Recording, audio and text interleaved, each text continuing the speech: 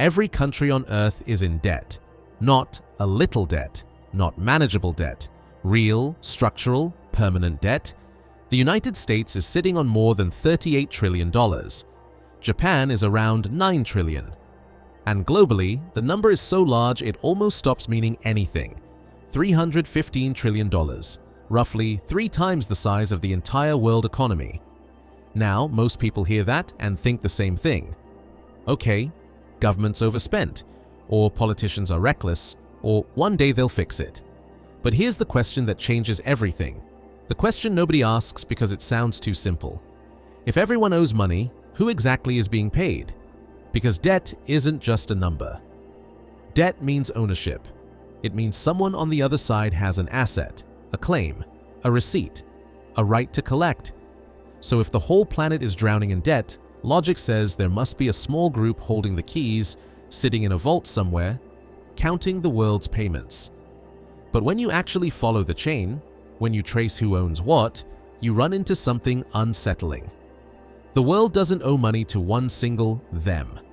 It doesn't owe it to one country, one family, one hidden society. In the end, the world owes money to itself. Governments owe institutions inside their own borders. Banks owe other banks. Pension funds own government bonds. Central banks own government bonds.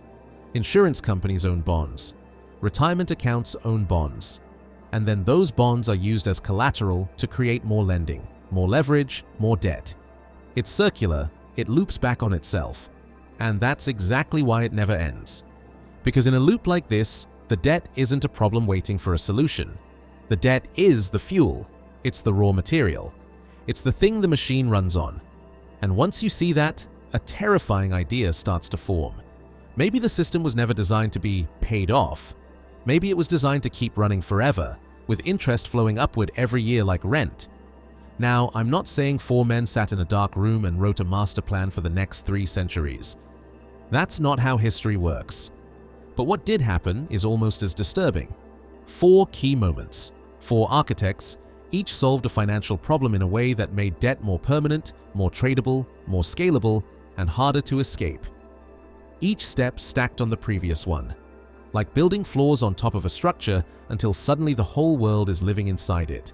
And once you understand those 4 turning points, you understand why 38 trillion isn't an emergency. It's not a mistake, it's not a glitch, it's the machine operating exactly as designed. So let's go back to where the trap starts. Before 1694, debt worked in a way that was ugly, but simple. A king needed money for a war, a palace, an army, or a political crisis. He'd borrow from merchants, nobles, or wealthy lenders. He'd promise repayment with interest, and if he couldn't pay, he defaulted. That was the key difference. Default was real. If a king didn't pay, creditors got burned. That meant lenders were cautious. That meant kings were limited. Debt was temporary. It cleared. Either the loan was repaid or the lender ate the loss and the whole system moved on. It was risky for lenders and embarrassing for rulers, but it didn't turn into a permanent worldwide machine. Then England hits a problem that looks familiar to modern eyes. It's at war with France. The cost is exploding, the treasury is empty, taxes aren't enough. And the worst part? England had defaulted before, so traditional lenders were refusing to lend more. Imagine being a government and realizing, we can't fund the war because nobody trusts us anymore. This is the moment William Paterson steps in. Paterson wasn't some noble hero. He was a Scottish merchant with a history of financial schemes and failures, the kind of man always chasing the next big idea. And in 1691, he comes up with a plan that sounds like a lifeline for the king, but becomes a permanent curse for everyone who comes after. His proposal was simple on the surface. He would gather a group of wealthy merchants and they would lend the government £1.2 million, a fortune at the time, hundreds of millions in today's money. England gets the cash. The war continues. Problem solved. But then comes the twist. The loan would never be repaid. Not we'll repay it slowly, not we'll repay it in 30 years. Never. The principal would remain forever. Instead, the government would commit to paying 8% interest every year indefinitely.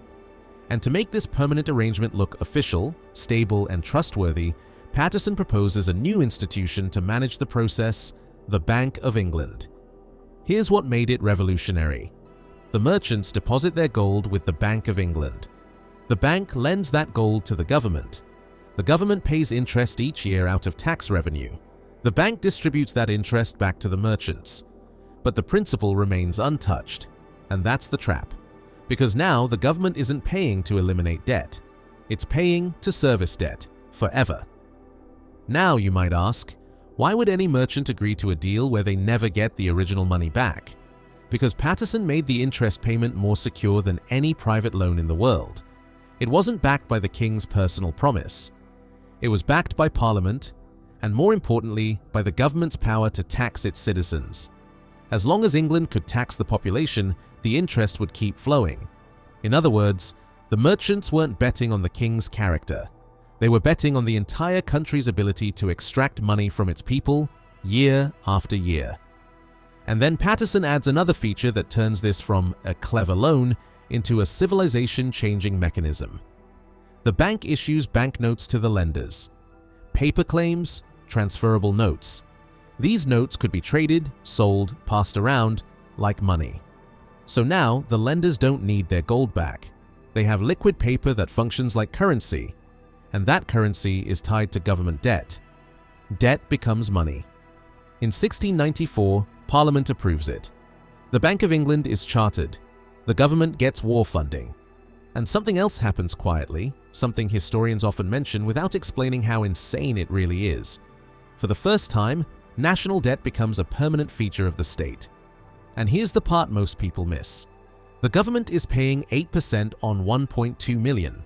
That's £96,000 a year, every year, indefinitely. The merchants basically bought an annuity backed by taxation. As long as England exists, as long as the tax system exists, the money flows. And if they want their principal back, they don't ask the government, they simply sell their notes to someone else. The debt is transferable. It can move from hand to hand. But it's never truly erased. That's why it's brilliant for bankers. Because the principal becomes immortal and interest becomes permanent. But Paterson's real genius, and the reason this system spreads, comes next. The Bank of England gains the right to issue banknotes backed by government debt, meaning the bank can print paper money up to the value of the loan. So now, instead of money being something you have first and lend later, money becomes something you create because the government borrowed.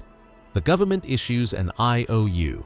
The bank turns that IOU into circulating currency, and the country begins operating on money created through debt. That's the template. Government borrows, the principal stays forever. Interest is paid forever. The debt itself becomes money. It sounds technical, but the result is simple. The public ends up paying interest on something that will never disappear. And once England proves this works, other governments rush to copy it. Because it solves a problem every ruler has: how to fund wars and expansions without running out of cash. Within decades, the model spreads across Europe. France adapts versions of it. The Netherlands formalizes government debt markets. And eventually, when the United States becomes independent, it adopts the same blueprint, with Alexander Hamilton explicitly modeling America's financial system on England's. Permanent debt, interest paid from taxes, bonds traded like money. Paterson dies in 1719 without becoming the richest man in Europe. History doesn't treat him like a villain, but his structure survives and it becomes normal. So normal that people stop noticing what it really is. The Bank of England still exists today. British government debt has never been paid off. It's been rolled over, refinanced, expanded, but never eliminated. Because once you build a system where debt creates money, paying off the debt becomes dangerous. And that's where this starts moving from historical curiosity to modern trap. Because by the early 1800s, governments are addicted to borrowing.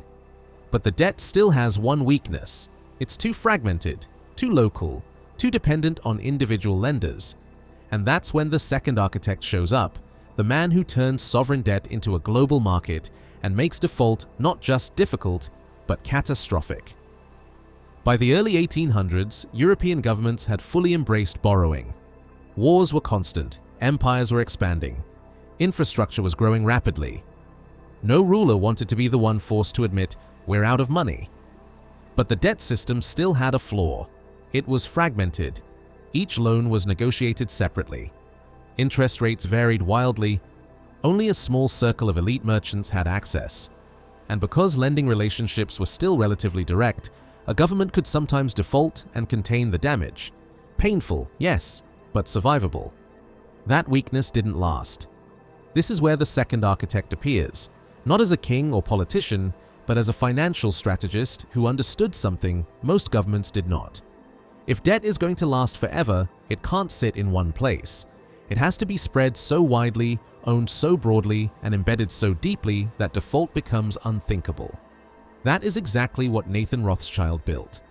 The Rothschild family began as money changers in Frankfurt, traders who understood value long before they understood power. But by 1800, they had done something unprecedented. They created a coordinated banking network across Europe's 5 major financial centers: London, Paris, Frankfurt, Vienna, and Naples. This wasn't just about geography, it was about speed. They moved money faster than governments. They transmitted information faster than official channels. They coordinated financing across borders while kings were still waiting for messengers.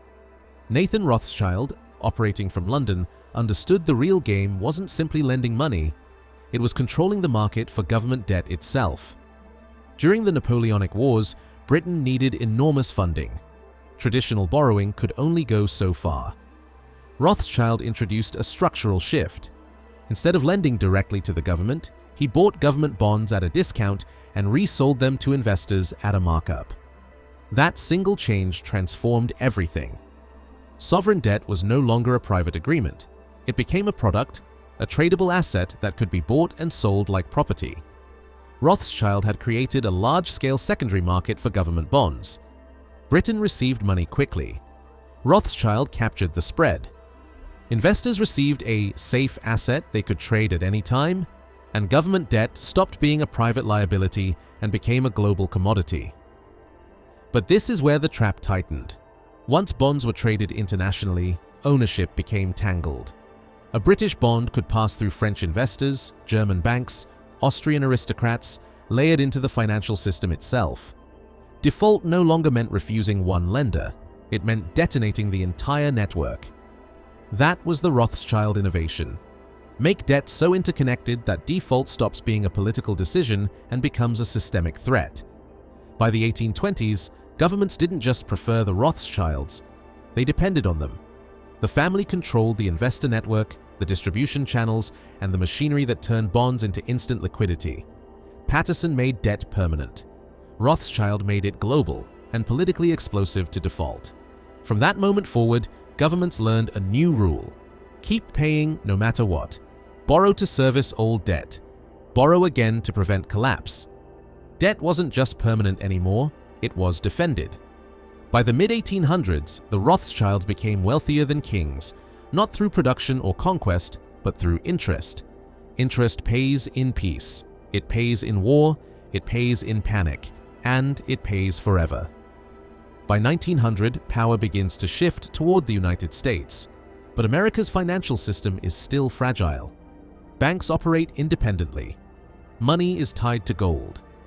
There is no central mechanism to manage crises or act as a buyer of last resort. Then comes 1907. A financial panic erupts. Banks fail, credit freezes, confidence collapses. One man steps in, J.P. Morgan. He gathers the major bankers, locks them in a room, and forces them to fund a private rescue. It works, but Morgan knows the truth. The system can't depend on one man forever. So the bankers design a permanent solution. They need a central bank. But Americans hate central banks. The previous ones were dismantled by popular opposition, so this one has to be disguised. In 1910, powerful financiers and political insiders meet secretly on Jekyll Island to design what becomes the Federal Reserve. It looks public, it looks decentralized, it looks democratic, but its core power is simple: the ability to create money and buy government debt. When the Federal Reserve Act passes in 1913, the ceiling on debt disappears. The government issues bonds. The Fed can buy them with newly created money. The government spends. Taxpayers service the debt. Borrowing no longer has a natural limit. Debt becomes scalable. The final lock comes decades later. By the 1970s, developing nations are drowning in dollar-denominated debt. Rising interest rates make repayment impossible. Mexico's near default in 1982 threatens to collapse major Western banks. This time, the system refuses to reset. Instead, the IMF steps in, not to erase debt, but to refinance it. Loans are issued to keep interest payments flowing in exchange for austerity, privatization, and economic surrender. Debt becomes leverage, not just financial, political. And this pattern repeats for decades. Argentina, Greece, Sri Lanka, different countries, same structure. Bailouts that protect creditors, austerity that punishes populations, debt that never disappears, only reshapes itself. So step back and look at the machine. Permanent debt, global ownership, central banks that guarantee buyers, refinancing instead of default. Today's $315 trillion isn't an accident, it's the result. And the final truth is this: debt is not treated as a problem because it isn't one for the people who benefit from it. Debt is an asset. Interest is income. And confidence is the glue that keeps the system alive. As long as governments keep paying interest, even without ever repaying principal, the machine runs. That's the design. Debt isn't the floor. Debt is the foundation. And interest is the rent paid to live inside it.